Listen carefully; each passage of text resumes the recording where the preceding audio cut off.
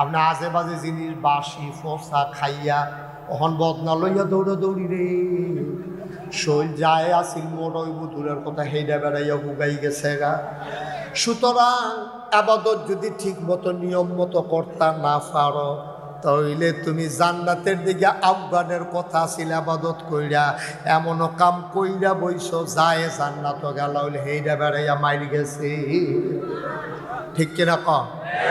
নিয়ম মতো না করলে তো এরকম হইব। তুমি যদি কেউ বুঝছো না তো বুঝছো না করলে এটা তো আরেক দোষ। তুই বুঝলি না কেন মুসলমানের ভাই?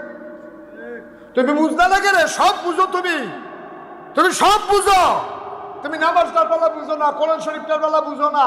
তুমি মাশাআল্লাহ রিক্সা চালাও, জীবনে তুমি মোবাইল দেখছিলা, তোমার বাহে দেখছে মোবাইল, ওখান থেকে মাশাআল্লাহ মোবাইলের ভিতরে তুমি ইউটিউব বানাইয়া ঢাকা শরীফের রোড ছেড়ে দিয়ে বইয়া তাও।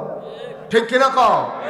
তুমি মোবাইল বুঝো, ইন্টারনেট বুঝো, তারপরে গিয়ে এই নেট বুঝো, ফেসবুক বুঝো, ইউটিউব বুঝো, তুমি বুঝো না কিটা? নামাজটার বেলা ইয়া বুঝে না, বুঝলো কেন? তুমি কি বুঝতে চাও? তুমি বুঝতে তো চাও না। তুমি কোন দিন ইমাম সব হুজুর রেগিয়া কইতা যে হুজুর আমার আত্মায় তো হয়নি হুজুর চানছেন, তুমি তো জীবনে শিখাও না। কিন্তু ফেসবুকের ভিতরে তোমার ফুতের এবারে ঘুমের তা ডাক দিয়ে তুলে কি তার ফুত ফেসবুকটা দিয়ে আইছিল হন দিয়ে আইয়া না চাচ্ছেন কি তাইরা? ঠিক নিও। তুমি ফেসবুক বুঝনের লইয়া কাঁচা ঘুমেরতে ফুতের তুলে লইছো ভাল দিয়া হাতে ফালতু একটু চোখ কুচাইলে কই কি আর ফেসবুক তার বাহির বারে দমকে ফেসবুক দিয়ে হালাই দিছে। তো ফুতের এবারে ইয়া তুলো ঘুমেরতে ফেসবুক বুঝনের লাগিয়া, ফুতের বউয়েরে গিয়া খাতির করো ইউটিউব সিননের লাগিয়া, নামাজটা বুঝনের লাগিয়া জীবনে তুমি ইমাম সাহেব এক কাপ চাও খাওয়াইছো না। ঠিক কিনা কও? আল্লাহ তাবারক ওয়া তাআলা দুনিয়ার ভিতরে যখন মানুষ বানালেন, এই মানুষগুলো আল্লাহকে চিনল না। ওরা মারামারি, কাটাকাটি, ঝগড়া বিবাদ, দূর তরাজ, রাহাজানি, ফিডাফিডি, চুরি ডাকাতি, বদমাইশি, গুন্ডামি, যা মন চায় তাই মানুষগুলো শুরু করে দিল। আল্লাহ তাবারক ওয়া তাআলা চিন্তা করলেন যে তাদেরকে একটু বুঝাইয়া আমি আল্লাহর পথে নিয়ে আসা দরকার। এজন্য আল্লাহ তাবারক ওয়া তাআলা যুগে যুগে নবী এবং রাসূল পাঠিয়েছেন। নবী এবং রাসূলগণ মানুষকে বুঝাইছে এই কাজ করা যাবে, এই কাজ করা যাবে না, এই জিনিসটা খাওয়া যাবে, এই জিনিসটা খাওয়া যাবে না, এই জিনিসটা ধরা যাবে, এই জিনিসটা ধরা যাবে না, এই জায়গায় যাওয়া যাবে, ওই জায়গায় যাওয়া যাবে না, এমন করে ধরো, ধরো না, খাও, খাইও না, যাও, যাইও না, করো, কইরো না। এইরকম কোরআন শরীফে আয়াত দিছে 500। কয়শো? 500 আয়াত দেওয়ার পরে আল্লাহ তাবারক ওয়া তাআলা সবাইকে হুকুম করলেন এগুলা মাইনা চলো। আর মাইনা কিভাবে চলবে এটার জন্য যুগে যুগে নবী এবং রাসূল পাঠাইছেন। যেমন আল্লাহ বলছেন আকিমুস সালাহ ইন্নাস সালাতা তানহা আনিল ফাহশাই ওয়াল মুনকার। তোমরা যারা এখন মাহফিল শুনতেছো মাগরিবের পরে দাউদকান্দি নন্দনপুরে, আমরা আমাদেরকে আল্লাহ বলতেছে আয় শোনো। আমরা বলি জি আল্লাহ বলেন। কয় ইয়া আইয়ুহাল্লাযীনা আমানু, হে ঈমানদারেরা, আকিমুস সালাহ, তোমরা নামাজ কায়েম করো। তো নামাজ কায়েম করলে কি হবে? কয় ইন্নাস সালাতা তানহা আনিল ফাহশাই ওয়াল মুনকার। নামাজ তোমাদেরকে মন্দ কাজ, খারাপ কাজ থেকে ফিরাই রাখবে। সুবহানাল্লাহ বলবেন না? এখন নামাজ পড়ার কথা বলছে কে? কেমনে পড়বে এটা আর বলে না।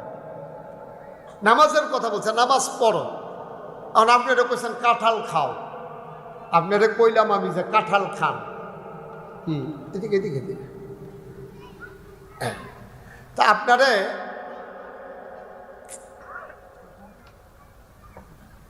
আপনাকে আমি বললাম যে কাঁঠাল খান, আপনি জীবনে কাঁঠাল দেখছেনও না, খাইছেনও না।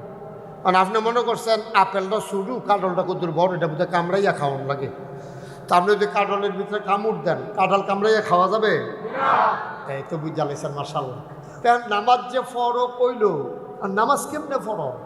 সাহাবায়ে কেরাম দৌড়াইয়া গেছে নবীজির কাছে, ইয়া রাসূলুল্লাহ আপনি যে বললেন নামাজ, আল্লাহ যে কইল নামাজ কায়েম করো, জিনিসটা কি কেন?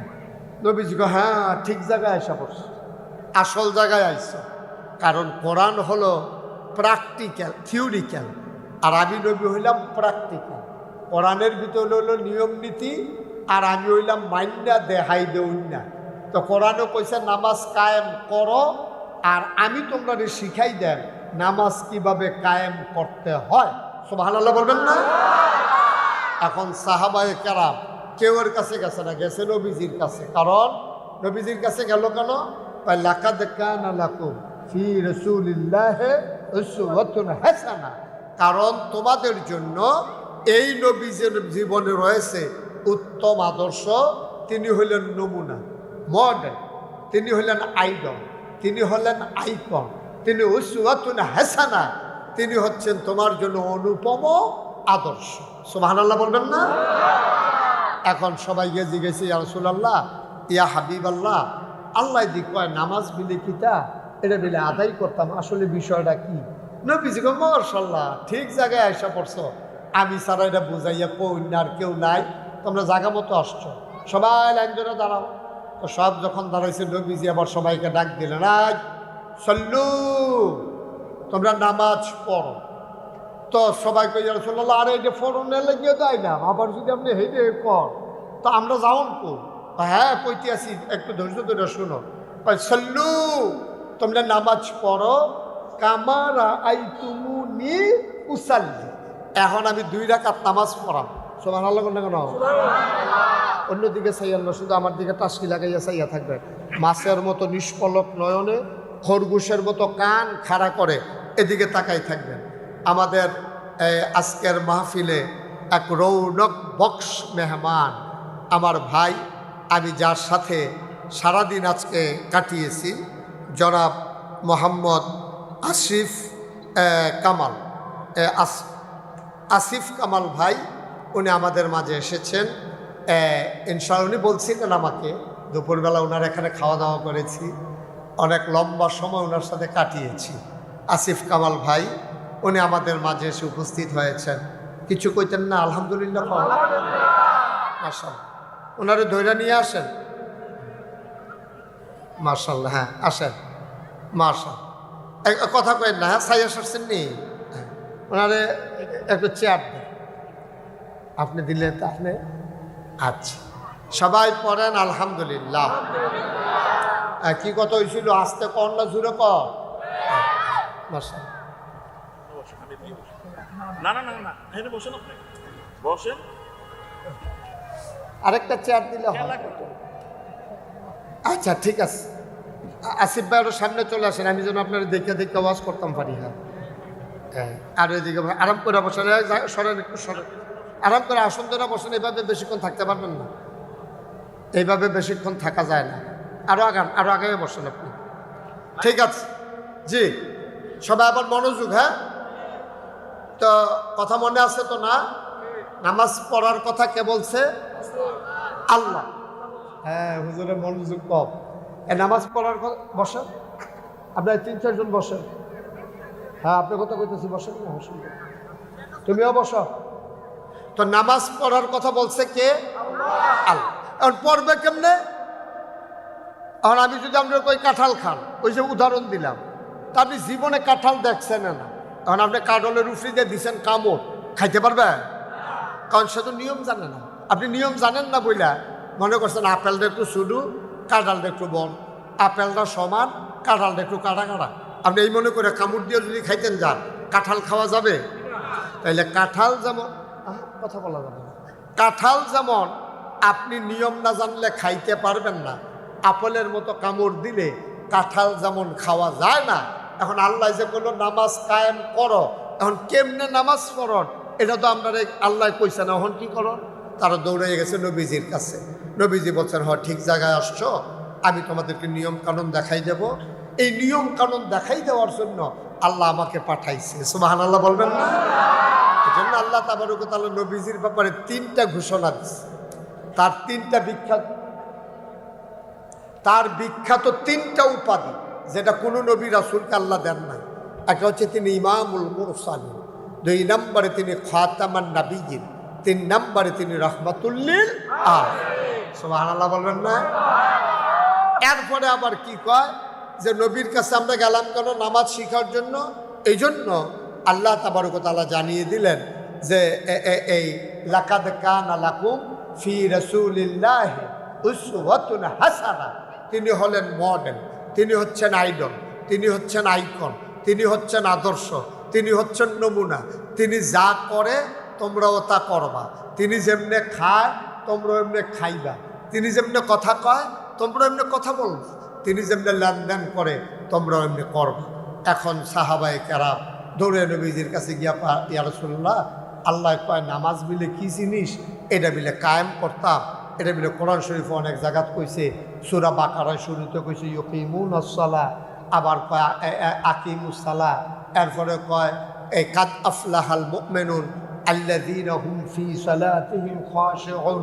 এরকম বারবার নামাজের কথা কয়, আবার কয় কুলু লা ইলাহা ইল্লাল্লাহ, এরপরে কয় আকিমুস সালাহ ওয়া আতুজ যাকাত।